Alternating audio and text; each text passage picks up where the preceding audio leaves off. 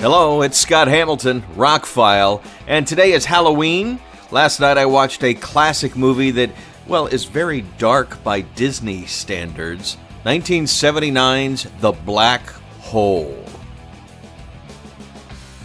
This was a big movie for me as a kid. It was 2 years after Star Wars.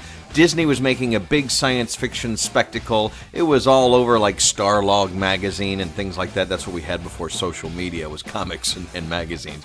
And it was just all the rage. It came out.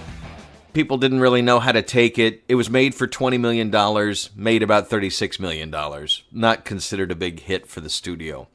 It was on a pan and scan VHS for a lot of years. It was eventually released on DVD, which finally put it in its original widescreen aspect ratio. And earlier this year, Disney Movie Club, as an exclusive, released it on Blu-Ray for the first time. First time it's ever been in high definition, but quickly pulled it. There was a problem playing the overture. The movie begins with a 2.5-minute overture. Black screen, just music. John Barry did the soundtrack, classic composer of movie soundtracks, and it's a beautiful score. Strange use of it in certain aspects of the movie. But anyway, if you don't remember this movie, I'm not surprised. It hasn't been shown a lot on streaming services or anything, but it was nominated for 2 Academy Awards, cinematography and special effects. It was nominated for 4 Saturn Awards, but critics didn't really like it. Matter of fact, Neil deGrasse Tyson calls it one of the most scientifically inaccurate movies ever made. And yes, at the final third of the movie, a lot around the black hole, not exactly how things would play out in a black hole situation. And he said it would be much more interesting if they made it real, but we didn't know that much about black holes at the time. Anyway, this is a classic film. I am surprised it ever got made by Disney. It is very dark. It has a very dark tone. There are a couple of on-screen deaths, one very violent. This was Disney's first PG movie. They released 2 that year. The second one was a sports movie produced by somebody else. But Black Hole was the first PG movie ever released by Disney. They said hell and damn a lot in it. And then, like I said, one of the characters' deaths is actually very violent. Not bloody, but very violent for a Disney movie. You had Maximilian Schell, Anthony Perkins, the late Robert Forster, who just died recently, Joseph Bottoms, Yvette Mimieux, and Ernest Borgnine. Incredible cast for the time. These were all big actors, some of them Academy Award winning and Academy Award nominated. You also had 2 uncredited voices for the robots, Roddy McDowall and Slim Pickens. Pretty huge that they weren't even credited at the time. And the robot designs that they played were obviously stolen a little bit from R2-D2. I mean, come on, like, it had to be. But anyway, rewatching the movie last night, the first thing I noticed, again, is a very, very dark tone. It does not feel like a Disney movie. The first third of the movie is basically, and no spoilers in my reviews, a space mission is out there. They're looking for life and other habitable worlds and things, and they come across the largest black hole they have ever seen. And near the black hole, they find a ship that's been missing for 20 years. And so they go investigate it, and what they find on board is the crux of the second act of the movie, and then the final act is pretty much nonstop action. You had to have some space battles, some laser shots, and other wild things happen. What I really liked about the movie was it was a very adult movie in tone. It had some pretty interesting philosophical discussions, especially in the middle of it. Maximilian Schell's character is very much like a Captain Nemo from 20,000 Leagues Under the Sea, kind of the mad genius type guy.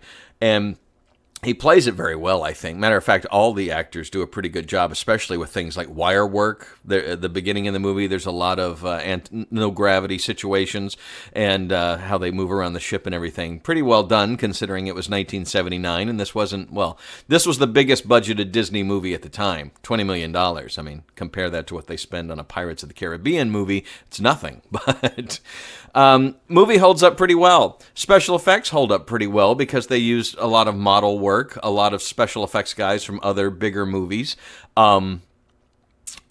But there were occasions on the Blu-ray where you could see some of the superimposement. If you've ever watched an older movie, like the original Star Wars, in some of the early non-remastered versions, you could see these squares where they pasted the spaceship film on the film, the film backgrounds.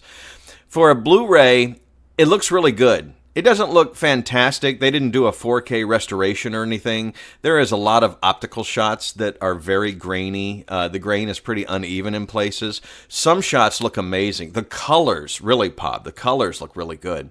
But there were some scenes, especially where they've composited in like the big moving backgrounds with the black hole outside the windows and things. The rest of the scene is a wash and some pretty thick grain. Well, because you've got layers and layers and layers of film that they overlaid each other to create those effects at the time. That was how we did it back then, before computers and such. But taken as it is, as a classic, what was Disney thinking to even make a movie like this? I mean, obviously they wanted a big space extravaganza, a big space opera, and they got that. I mean, the scale of the sets.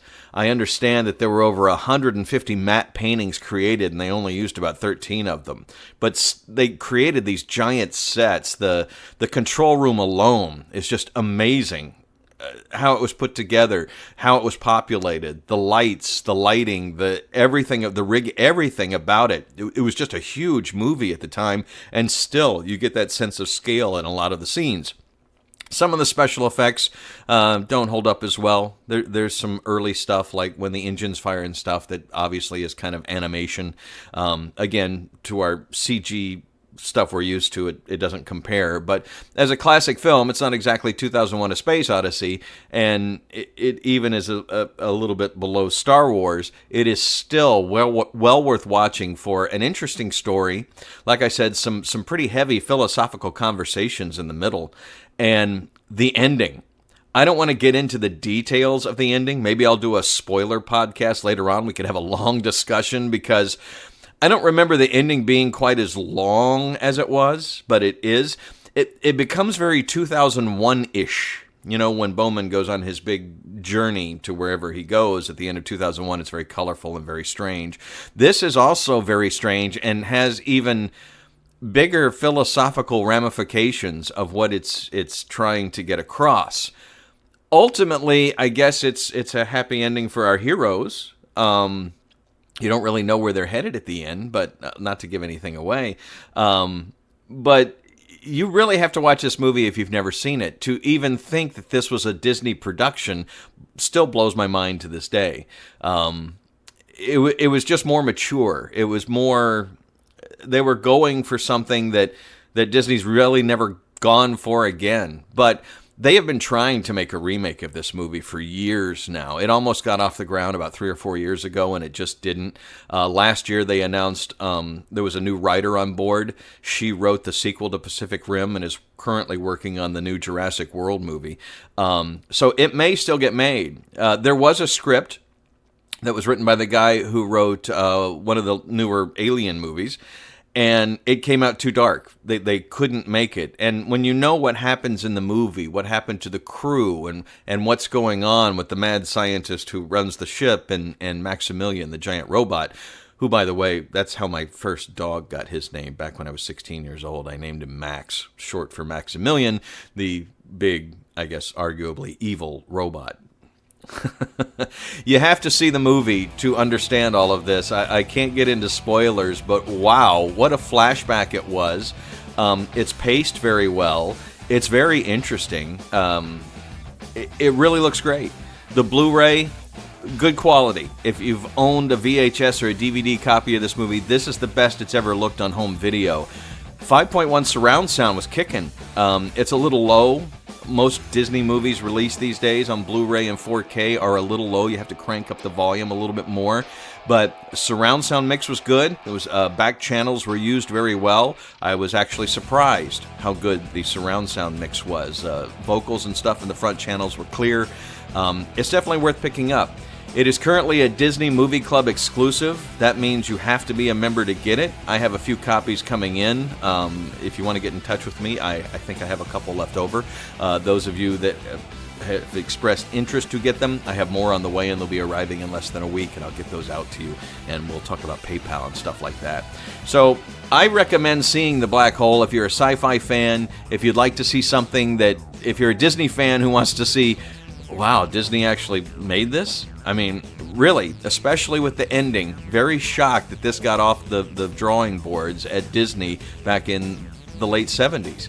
They really wanted a sci-fi opera, and they got one. They got one that was more mature than most of the other things they have ever produced.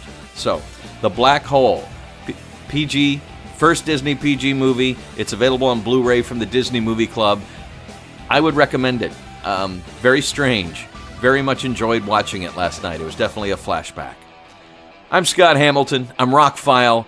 My website is therockfile.com. Please subscribe to the podcast either on your iPhone podcast app, iTunes, Google Play, Spotify.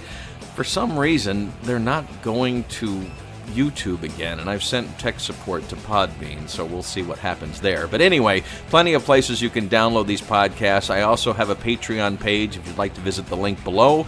That will show up, and you can support these podcasts for as little as $1 a month.